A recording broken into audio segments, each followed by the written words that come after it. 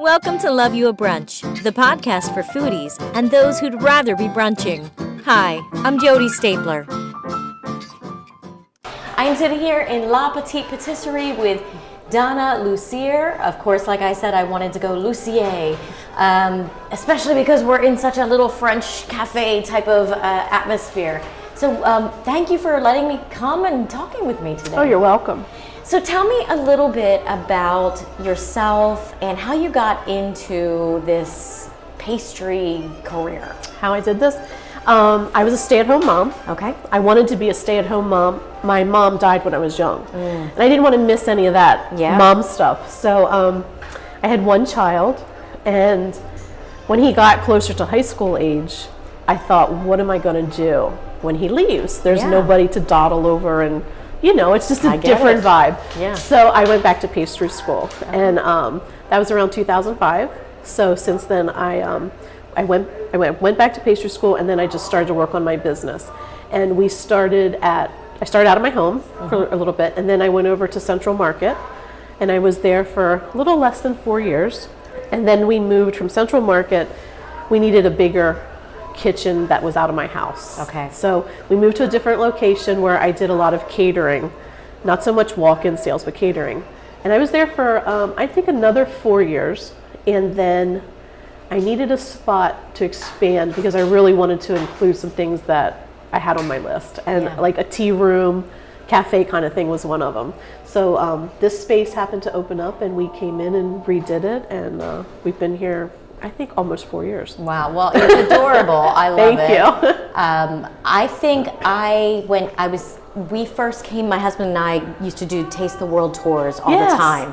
So I believe we had been in your King Street location. The little tiny one. Yes, which was adorable as well. Yes. But yes, I can see that here you can have people sitting and the tea room, which really interests me as well. So from what I can find online, you are known for your macarons. Yes. Okay, so one of my favorite things, delicious. So what kind of took you to that French thing? The French theme. I think when I was done pastry school, I really enjoyed the French side, and I like doing little things. Not that I don't enjoy big things because they're part of it, but there's something about a cute little dessert. Yeah. And when I came out of pastry school, I really wanted to do all French things. But at that time, 13, 14 years ago, we weren't really ready to have all French things in Lancaster. It just hadn't hit that point yet. Yeah. So I had to incorporate some, not necessarily everyday things, but things that people see and it's interesting and they want to taste it and try it. So we decided that if we were going to do that, we would just make them awesome. So we do European and American things. We just try to do them a little higher level. Yeah. So, well, the atmosphere in Lancaster definitely has changed in the last decade, especially, I guess, because of the college kids that have moved more into Lancaster City. Yes. How do you feel like, how is it different from when you first started? I do think, well, when I very first started, I was at Market. So that does have a multicultural vibe to it. Yeah. So I really didn't notice it as much, except for I do know, and we're all guilty of it, when you go into Market, you're very guilty of shopping at your stands, and you don't really look around. So next time you go to Market, look around. Yes, you know, there's a lot in there. But it was more when I moved out of Market that you really do, there's a set of people that shop at Market, and they do venture out, but really you tend to lose some of your customers along the way. It's just natural, it's what happens. So I realized when I moved out of there, I had to start doing more everyday American kind of things. Yeah. And that was when I noticed. But then a few years after that, I would say maybe like 8 years ago, I noticed, well, people are starting to pick up other things. And that was really when we started to push the French macarons. Up until, I'd say 8 or 9 years ago, we probably didn't make them. And then I taught myself how to make them. And after that, we just went with it. Yeah. So. Well, definitely the restaurant scene has changed so much down here, which is, it's so cool. Yes. I was speaking with Rachel from Rachel's Creperie a couple months ago. And I was saying to her, as a kid, I grew up in Elizabethtown. And we didn't come into Lancaster. Lancaster was kind of, you only went to Lancaster when you had to go to Lancaster. Yes. Now, I did theater, so I was always at the Fulton or at the Actors Workshop or something like that. But that was always like, okay, Jodi, park your car, lock the door, and we'd look at it, and, come back to the car, and we'd look around. But the atmosphere now is you want to be here in Lancaster City. It's such a cool atmosphere. Absolutely. And even, like I said, the Taste the World tours, even when you're walking down streets you would never think to walk down, there's just something really cool about it. Yes, there are hidden gems everywhere. Absolutely. Yes, absolutely. You should venture out and try them. There are a lot of great foods. Yeah, absolutely. Well, I know when I mentioned to my husband last night, I said, oh yeah, I'm coming down to interview you, and he was like, oh yeah, go there, yeah. So he was very excited as well. That's awesome. And so which was cool. Yes. So let's see, what would you say some of your top sellers are?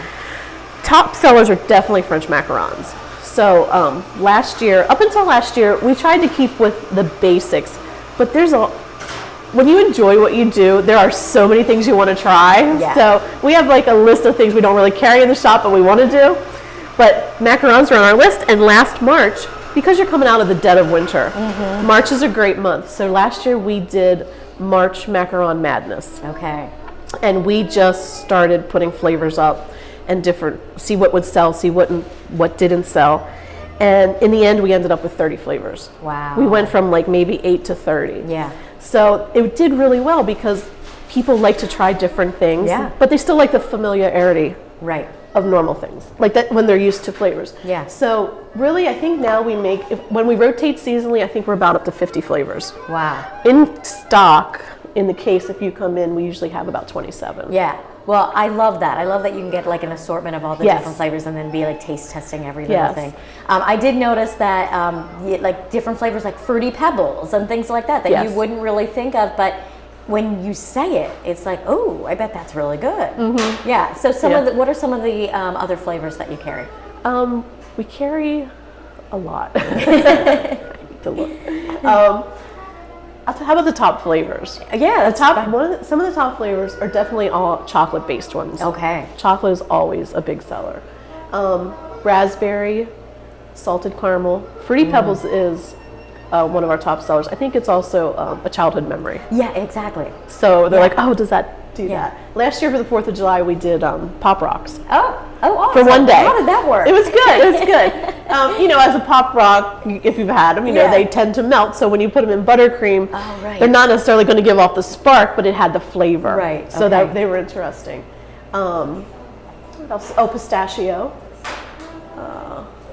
And Nutella, of course. Yes, Nutella is always a favorite. Yeah. French toast is a big seller. Ooh. So. Oh, and an Earl Grey. Yes, Earl Grey, and then a lavender honey is also a good one. Oh, wonderful. Yes. So you have a lot for anybody that can come in here. Okay, awesome. They're all across your flavor taste. Yeah. So. Now, do you have, is it really full on the weekends? Do people come in and you can, get a little bit of everything? Right now we're on winter hours. Yeah. So everything will change in the next couple of weeks where we'll be fully stocked again. Well, you were just really busy with Valentine's Day. Yes. Yeah. So now we're kind of slowing down, I guess, until Easter and Mother's Day. And Easter's late this year. Yeah. Consider, other years it's late. So, but spring is around the corner. So, and spring is and everybody will start walking downtown. Everybody will start getting back out. Yeah, very nice. Yes. What other things do you have here at the bakery? Well, pastry-wise, we have an assortment of cupcakes. We try to do more French cookies, but we still carry like a beautiful jumbo chocolate chip or M&M cookie, things like that, and a brownie. Like cookie-wise, we try to keep it that they aren't every day, but we can also use them for tea parties. Do you know what I mean? Yeah. So Russian tea cakes are a very popular one, and then we do 2 types of sablés. We do a chocolate salted caramel, and we do a raspberry. Okay. So they're both really delicious cookies. Right. And then we do a almond pistachio cream puffs, and then we do cakes in a jar. And it's usually a cheesecake or like a key lime pie, things like that to go. And we make a lot of our own preserves. So we also have those in little things. We'll can things like apple pie preserves or orange marmalade, whatever we're making. Right. We'll put those in there. At the shop, we make as much as we can from scratch. Yeah, that's what I was reading, that Yes. you use a lot of local ingredients, and that mostly everything is, or all of everything is from scratch. Yes. And that's awesome. Yeah, it makes a big difference. And I don't think people realize that. Yeah. Like, we do make our own breads. When you come in to get a sandwich, we made the bread. So That's awesome. it's a process. Yeah, yeah. So, yeah. That is great. Because I honestly, I used to have a cupcakery years ago when it was the big trend. And I know a lot of the food suppliers would come in and say to me, well, you know, so-and-so in Lancaster is not making their own bread. They're using our bread. And it always was kind of like a what, you know? Yes. And so it's nice to hear that you're making everything. They're always trying to sell us stuff, and we're like, I don't ever want a big food truck to pull up out front and hand me stuff. Yeah. That's not why I started this. Right. So. Right. Yeah. Well, you must, when it's during a busy time of year, you must be here like all day long. It depends on the time of year. Yeah. There are some, and especially if it's wedding season. Yeah. With the wedding cakes and stuff, that gets quite hectic. Right. So between Amanda and myself, we do put in some nice hours, but we also pull in some extra team members at that point. Good. Yeah. Yeah. Because I, like I said, with my cupcake bakery, that's really what it burnt me out. Because Yes. I was there from 4 a.m. till 9 at night, and I just was like, I can't do this anymore. Yes. So, yeah. I am very diligent about my time, and I did start this. I did this by myself for years. I mean, I brought Amanda on about 1.5 years ago, and since then it's been great because she really can run the shop and take care of a lot of things, and then I can go home and take care of all my office work. Right. But one of the things that we have here is families first. I understand I have to make money. I understand it's a business, but I can't replace memories. It's true. So memories are really big to me. Yeah. So. Yeah. And you just had a grandbaby. I have 2 now. 2 grandbabies. Yeah. Wow. So yeah, how old are they now? 2 and 4 months. Oh my gosh. So that's wonderful. It is awesome. Congratulations. Thank you. Yeah. So yeah, you definitely want to be making Yeah, memories there. there are things you can't go back and redo. No, not at all. So. Yeah. So you mentioned you make wedding cakes. Yes. And I'm assuming also birthday cakes. Yes, we do all occasion cakes. Okay. Yes. And when people come in to do that, do you have things that, like, especially for like a birthday cake, do you have like pictures that they can look at? We usually have a variety of cakes on display. Yeah. That they can look at and kind of get an idea. Or maybe, because our shop is limited in space, we can only really have so many display things. Or maybe it's something that we put up previously on social media and they're like, I really liked the wreath cake with the flowers, can you do this? Or sometimes you just kind of have to guide them through. Yeah. You know, maybe you would like some of this on to this and certain colors. So we try to work with them. Right. You know. So tell me a little bit about your tea parties, because they're really starting to pick up around here. Yes. I guess there's a couple at Landis Valley, and then there's of course a couple other tea rooms around the Lancaster County area. So tell me how that works. And well, I'll tell you how it started. Okay. Because I had the small location on East King, I used to work with the Historic Preservation Trust. And when I was talking to them one day, they're like, would you like to do teas here? So we used to gather everything, make as much as we could at the shop to prep it, and then go over to the trust building. And we would take out all their furniture, bring in all the tables, and set it up. And it was a beautiful... Yeah, I bet. It was beautiful, tiny, cozy, but the hallways over there are 7 or 8 feet wide. Yeah. So we really would put tables with beautiful linens down the hallways, and we would be back in the kitchen. And that is really when we started to do it.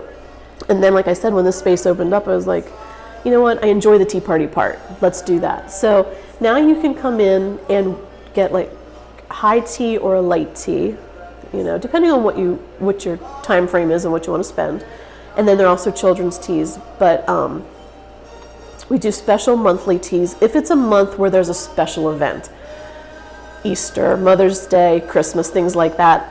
Other times of the year, you can really just call and make a reservation. We have a tea menu that you can come in and you can sit down and have tea with your friends or a group. We do bridal showers, things like that. Yeah. So it's a nice way to come in and enjoy your friends. There's no Wi-Fi. Right. Okay. Right. You know, yeah, and I exactly. know, you know, everybody does have Wi-Fi data on their phone or whatnot, but we like you to put your phone away and talk to your friend. That's what it's about when you come in. Yeah. Oh, So, how sweet. And you know, I'm a Girl Scout leader, so I'm sitting here going, oh, that'd be awesome for the Girl Scout troop. Yeah. Well, we also do decorating parties and things like that too, very and we teach cool. classes, so we have a lot you going do? on. Mm-hmm. Oh, very Yes. good. So do you teach classes for like, say, for like 4th and 5th grade girls? Absolutely. Especially over the summer, we do a lot of kids classes. Okay. We're going to start back up with classes here in March. We teach how to make French macarons, but it's a lot of fun. It's when you leave, you learn a lot, but we also have a fun time feeding you. Like it's like a party kind of. We have a great time. We've gotten a really great response with that. So yeah, there are a lot of options. Yeah, that's something to definitely think about. I'll tell you, a couple years ago, after my mother passed away, I decided that's it, I'm going to travel and see the world. And so every year I take a big trip somewhere, and I always make sure I take a cooking class wherever I'm at, because the experience of doing that with people you don't know is just, I don't know, there's just something really cool about it. And it's cool to kind of see the culture.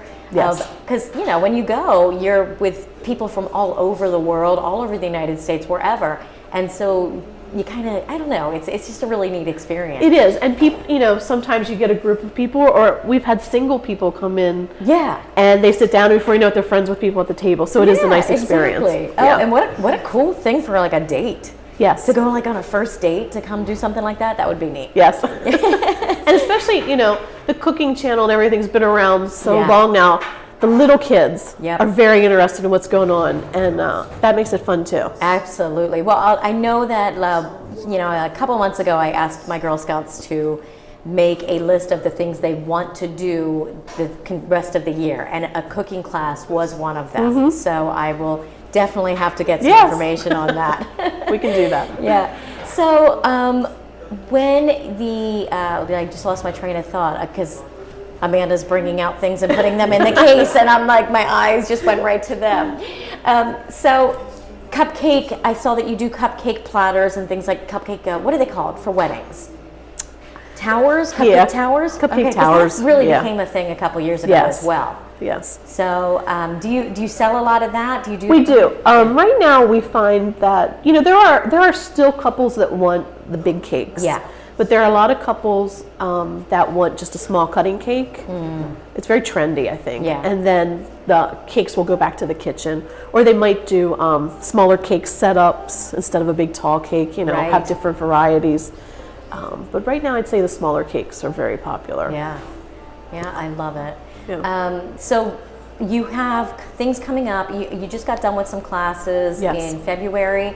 And you said you do have some classes coming up in March? Yes. Okay, and where can people find out about those? We'll put them onto our Facebook page. Okay. And then we'll put them onto the website. Okay. So there's actually a tab on the website for classes. Okay.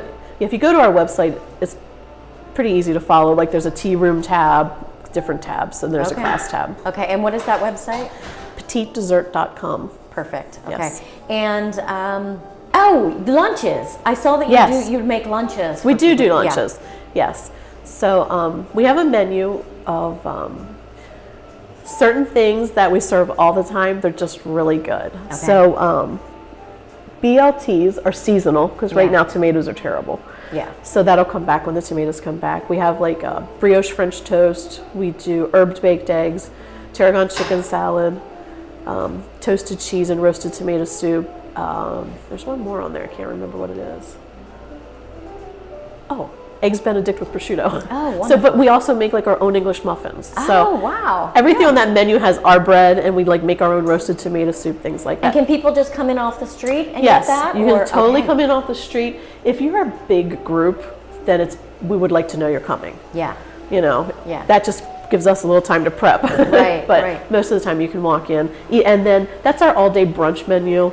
So it's served Tuesday through Saturday. Okay. So. And about how many people do you fit in here? We can seat up to 18. Oh, wow, okay. Yes. And then you have a patio out back, is that right? We do. It's been rainy. Yeah. So last year, unfortunately, because there's no covering, we didn't really get to use it a lot. So we'll see what happens this year. Yeah, because that's always cool too. It is. it would be nice to have a covering over that, but that's not going to happen this year. Right. Well, you know what? It'll come. Yes. I mean, you've already grown so much. Yes. So it's amazing. Thank you. Thank you. So congratulations. I'll tell you, you don't look old enough to have grandchildren, and you don't look old enough to say that you started this after your child moved out. So I am. I have a big birthday coming up in a couple weeks. Okay. Well, happy birthday then. Thank Early you. birthday. Is there anything else you'd like to share with everybody, and maybe, I would anything say, upcoming? If you've never been here, stop in, because it's like a little gym. Yeah. So. Yeah, and it is adorable, and with Rachel's Creperie around here, people love the whole French motif Yes. and the French foods, and this is just kind of an addition to that. Or Yes. it's not really an addition; it's on its own. It's on its own, but it's different. Yeah, Absolutely. So if you like that, you're things. gonna love this. Yes, absolutely. Yeah. And you can come in and just get a cup of tea and a treat to go, or you can come in and sit down and have a cup of tea and a treat. You don't have to come in and get a full meal or whatever. Yeah. There's something for everyone. Yeah, what a great place to come in and get a cup of coffee or cup of tea and just sit here and maybe, obviously not on Wi-Fi, but you could work on your Sometimes people come in and they will sit down maybe and just relax and have a couple moments to themselves. Yeah, or and it's also a great place to have like a dinner, or like not a dinner, like a cup of coffee with someone for a meeting. Yes. It's quiet, it's close, it's cozy. Yes. Very sweet. Very good. Well, thank you so much for having me today. You're welcome. And for Thank talking you. to me. I know I want to thank Donna from La Petite Patisserie in Lancaster, Pennsylvania, for talking with me today about her bakery. Make sure you check out their website at petitedessert.com. I also want to thank you for joining me today.